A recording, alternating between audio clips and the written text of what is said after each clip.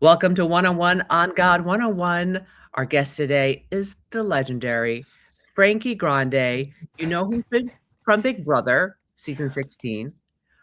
He's also a big brother himself to Ariana Grande. So, of course. And now he's taking Broadway by storm in Titanique, Yes. which is fabulous. I was your guest. You invited me. If you haven't seen Titanique on Broadway, you need to get yourself to New York and see this amazing show. All right, before we get into all that, Frankie, I need an update on where you are in your relationship with God. Ooh, that's great. Hi Julie. First of all, I'm so grateful to see you. Thank you for having me on your show again, and thank you for coming to my show. It was the best day of my life. I was so excited. The very first performance, it was awesome. And I'm just so grateful. Where am I with God right now? I'm in an amazing place with God. And I shared because I go to 12-step meeting every day, and I shared on my 12-step meeting this morning that we were going to be talking today. And I said that when you announced that you were doing God 101, I don't remember how many years ago it was, but I remember saying to myself, well, guess I'll never be on that. And then over the years since then, it's like I have repaired my relationship with God to the point of where now I'm like, wow, this is exactly where I should be. This is exactly the podcast that I should be coming on and talking to because I have an amazing relationship with God today. And it has been, an up and down journey with me, a confusing relationship at times. But through sobriety and where I'm at right now, which is 8 years and 10 months sober, I'm in an extremely good place with God. And I've had even a recent resurgence in my connection with my higher power and with God. So I mean, you came and you saw the show. I don't know how you do this without God. I have no idea how you do this without God. I'm on my 10th show in a row, and I'm telling you right now, I need God to get me through this show, and they will. Okay, I want to talk about Titanic, but before I do you think you would have found your way back to God if you didn't get into AA? I mean, I think sobriety really was the thing for me that rekindled my relationship because there's such emphasis on defining God. What is God to you? What is your relationship with God? What does God look like? How do they act in your life? And it's so I really was able to define it.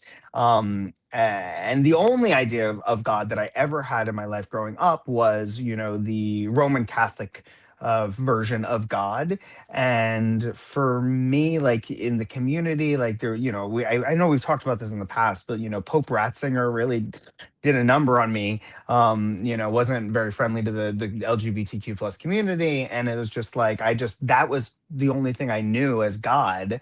And so I was like, well, I guess God's not for me.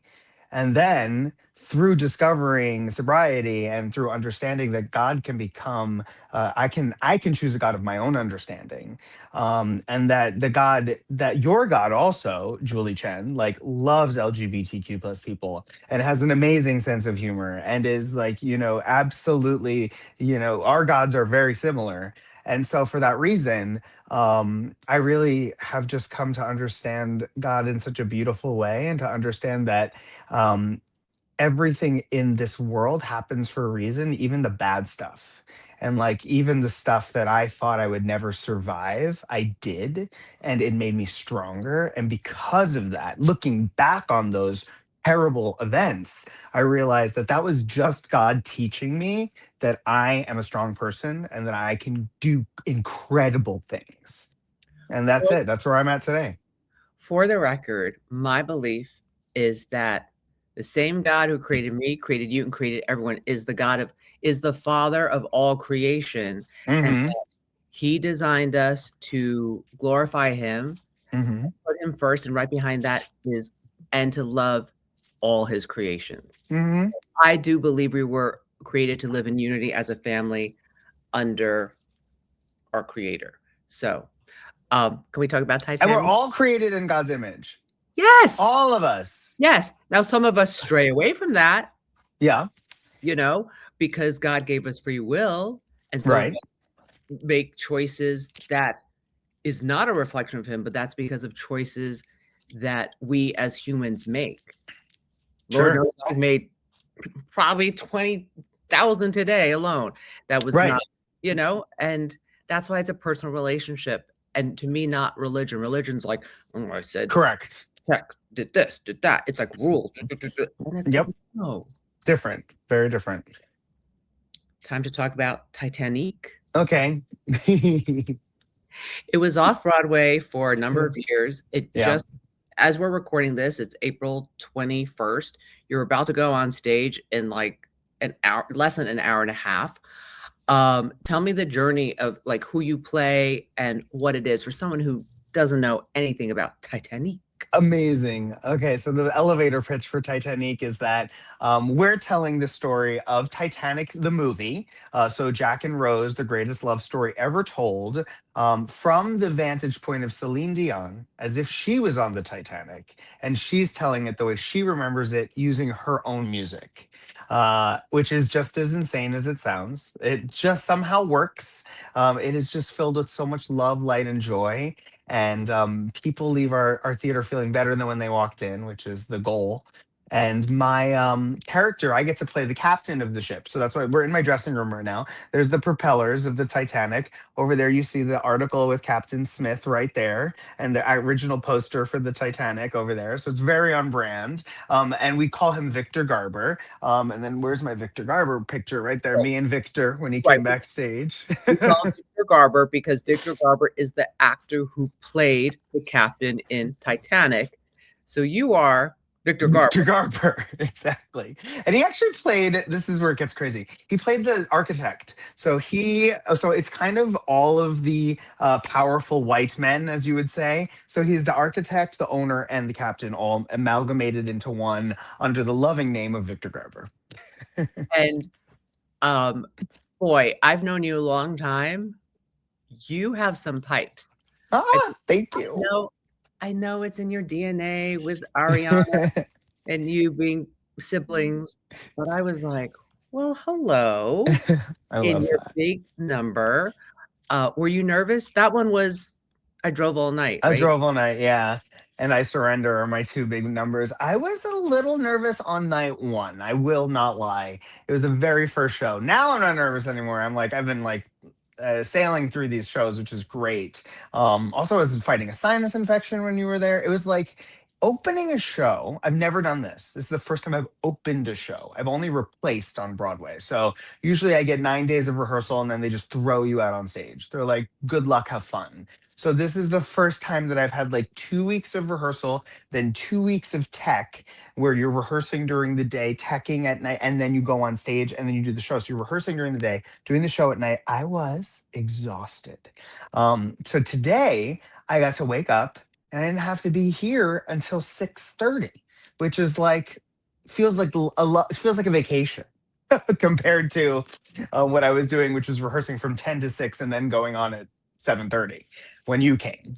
I I had no know. idea. Is today the first time you didn't have to rehearse? Because the show just debuted on Broadway. What was the date? Because I think I was at preview. Sunday, last Sunday, you were on preview. So last Sunday was when we stopped rehearsal. Whoa. Do you feel human again?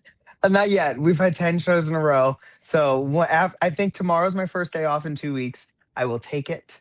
I will take it to the bank. I'm going to lie in bed and then I'm going to go get a massage. And then Thursday, I'm going to feel much better, I think. How much longer are you gonna do the show for? Or are you not allowed to talk about their No, contract? you can. Sure. No, I mean we're running now through July. And I'm praying that we're going to extend because I would love to stay in the show, for the whole year if I could. That's my Who's your goal. who's your understudy? My understudy, amazing. I have two, Kyle and Brad, and they're incredible. And I'm trying my best to not give them the opportunity to go on. They Well, cover multiple roles. Brad's already been on for Jack. Kyle covers Iceberg, I think, and a couple other roles, so they can go on for other people. But I am trying with my whole heart because this is my first Broadway show I'm doing sober. So that's also like another gift that I'm trying to give back to Broadway, which is like I know people fly from all over the world, all over the country to come see me in this show, thanks to the platform that you guys gave me. And now it's like, well, I want to be there. I don't want to be sending texts and tweets being like, oh, I can't be in the show. Let me try to refund you. Like, no, I want to just be there. Look, the billing we should explain, because when you open the playbill, it's like you're at the top. If memory serves, like, so yes, Jim Parsons is also in Love it, and people know him and love him from Big Bang Theory, Yep. and big star. And me, because you and I are connected. My eyes going to you. My eyes going to you. My eyes going to you. But you're on that top billing with him, and the creator of the show, the writer creator, the Celine Yes. Dion Yeah, character.